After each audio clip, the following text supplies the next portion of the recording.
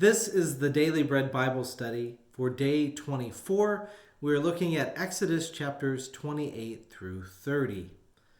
Today we're mainly going to focus on the priestly role within the tent of meeting, and then we will get introduced to two of my favorite words here coming up within this section.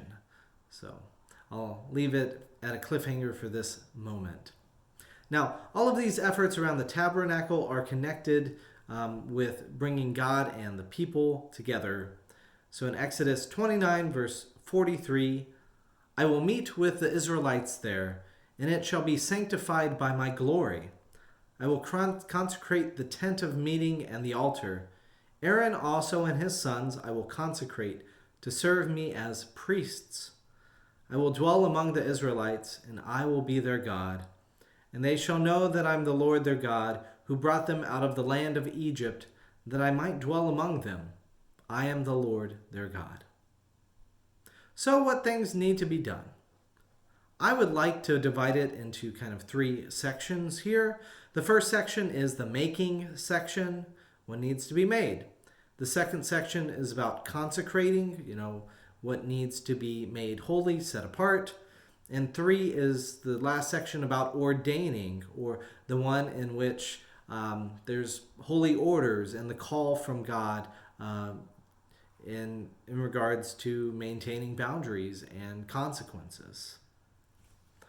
So making, let's look at chapter 28, and it describes the making of tunics, sashes, headdresses, and even underwear for the sons of Aaron, who are going to become the Levites.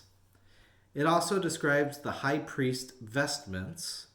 So these are the vestments that they shall make in Exodus 28, 4 through 5.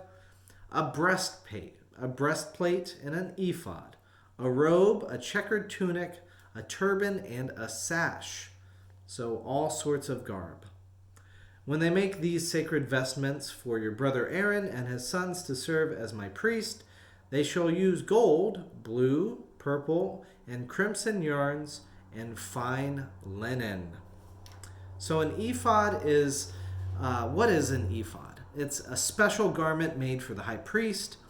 In Judges 8, 26 through 27, it's a garment Gideon decorates that becomes a source of false worship and idolatry. So the high priest ephod is special. The high priest vestments incorporated remembrances of the 12 sons of Jacob, the 12 tribes of Israel. In Exodus 28, verse 12, it says, You shall set the 2 stones in the shoulder pieces of the ephod, as stones of remembrance for the sons of Israel, and Aaron shall bear their names before the Lord on his 2 shoulders for remembrance. Additionally, the breastplate of judgment had 12 gems for the 12 tribes. In Exodus 28, verse 21, there shall be 12 stones with names corresponding to the sons of Israel.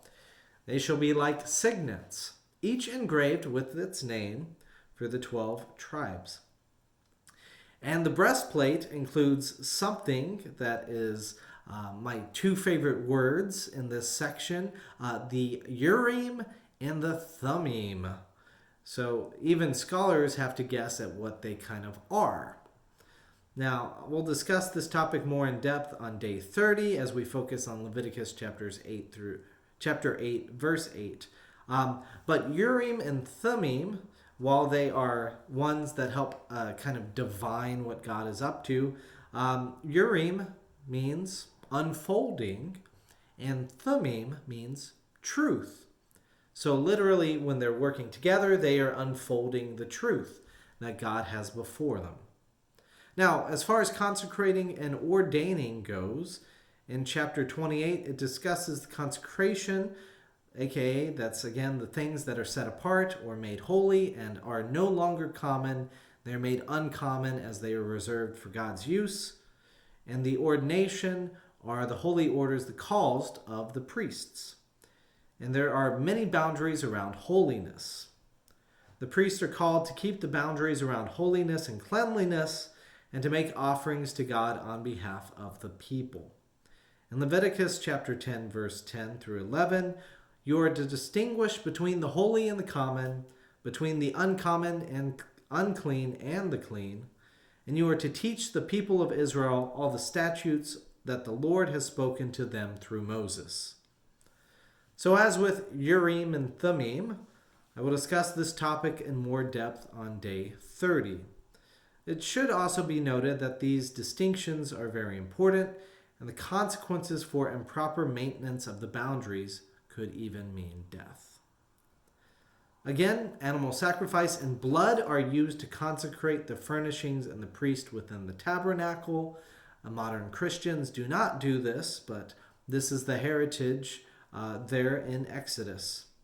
And so the priest there with the sacrifices are allowed to eat food under certain conditions, as stipulated in Exodus 29, verse 33 and 34.